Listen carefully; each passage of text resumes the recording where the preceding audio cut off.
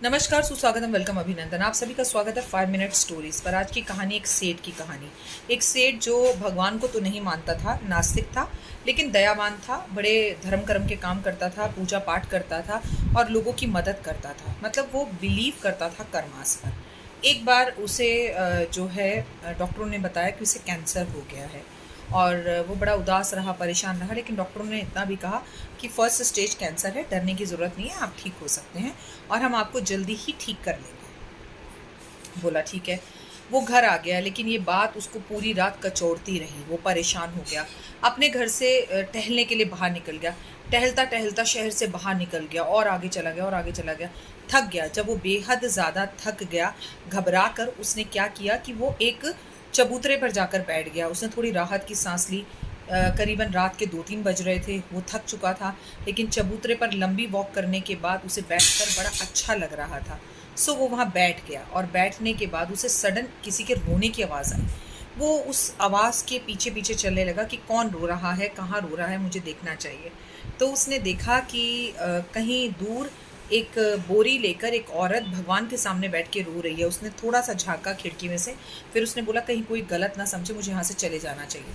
वापस उसी चबूतरे पर आकर बैठ गया। ना जाने उसके मन में क्या आया और उसने सोचा कि मुझे इस तरह चबूतरे पर आकर बैठना नहीं चाहिए, आखिर वो रो क्यों रही थी, मुझे पूछना चाहिए। हिम्मत करी, दरवाज़ा ठक ठक करके खटकाया और खड़का के पूछा, आप रो क्यों रही हैं?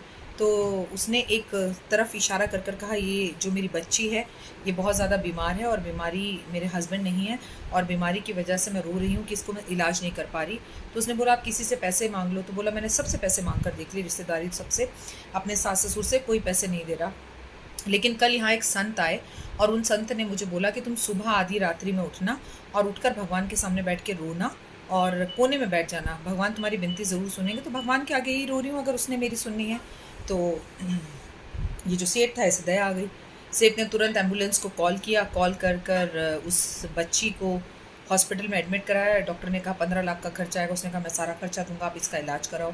उसका इलाज शुरू हो गया। उसके बाद उसने उस औरत को अपने ही गेस्ट हाउस में बाहर काम पर रख लिया, एक कमरा दे दिया, कुटिया दे दी और बच्चे की पढ़ाई का भी सारा खर्चा ले लिया। लेकिन एक दिन वो बैठे बैठे ये सोच रहा था कि ऐसी कौन सी परमात्मा की शक्ति थी जो रात को 2 बजे मुझे घुमा कर, खींच कर, वॉक करा कर, जबकि मैं अपनी गाड़ियों के सिवा कभी नहीं चलता, और मुझे शहर से बाहर ले गई। और मैंने बिना उस औरत का धर्म जाने, वो हिंदू है, मुस्लिम है, भगवान को पूछ रही थी, अल्लाह को पूछ रही थी, बस वो एक कोने में बैठ के मेरी सुन लो पुकार यही कह रही थी, मैंने उसकी कौन सी मदद करी। तब इतने में एक डॉक्टर आया। उसने बोला सेठ जी, आपका टेस्ट का रिपोर्ट आई है और आपका टेस्ट बता रहा है कि सब कुछ बिल्कुल नॉर्मल है। और वो रिपोर्ट किसी की गलत रिपोर्ट के साथ बदल गई थी। सेठ बड़ा हैरान हुआ और आसमान की तरफ देखकर भगवान का धन्यवाद करने लगा और वो समझा कि परोपकार बहुत बड़ी चीज़ है, जीवन में कर्म करने बहुत बड़ी चीज़ है। मेरी जो तकलीफ़ थी उस बच्ची ने ले ली। मैं अगर अपना इलाज कराता तो 15 से 20 लाख रुपए मेरे भी खर्च होते, पर तूने मेरी बीमारी हर कर उस बच्ची को मुझे दे दिया और मेरे से उसका इलाज करवा कर मुझे ठीक कर दिया। वारे खुदा, वारे ईश्वर, वारे भगवान, तेरी महिमा निराली है।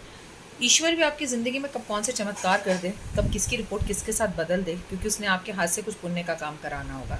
याद रखिए, वो आसमान से उतर कर किसी के लिए नहीं आता, किसी न किसी के रूप में, पर आपके पास ज़रूर आता है। हारे हुए हो, थके हुए हो, डरे हुए हो, घबराए हुए हो, मरे हुए हो, तो उस खत के आने का और उस मनी आर्डर के आने का इंतज़ार करो। लेकिन एक बात आपने इस कहानी में सीखी, फरियाद करो।